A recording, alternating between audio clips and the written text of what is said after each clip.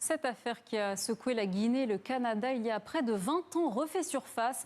En 2007, Rachel Rossmall est poignardée à son domicile de Sherbrooke. Son mari, Rafiuso, suspecté de l'avoir tuée, a fui après le drame en Guinée, son pays d'origine.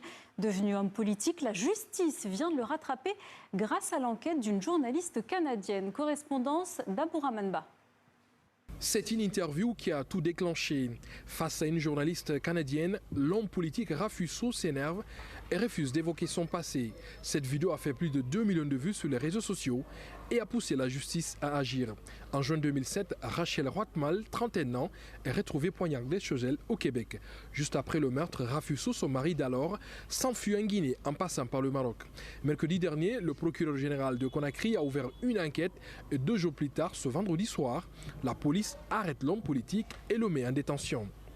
Aux yeux de la loi guinéenne, cette arrestation est tout à fait légale. Le code pénal guinéen, notamment en son article 12 et suivant, mais aussi le code de procédure pénale en son article 763 et suivant, pose le principe pour les crimes commis ou les délits commis par des Guinéens sur des territoires en dehors de la Guinée.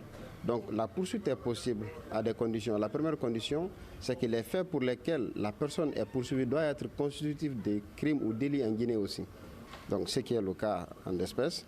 Et donc quand les éléments sont réunis pour effectivement entamer un procès, le Guinéen est tout à fait condamnable en vertu des lois guinéennes pour des crimes qui ont été commis à l'étranger.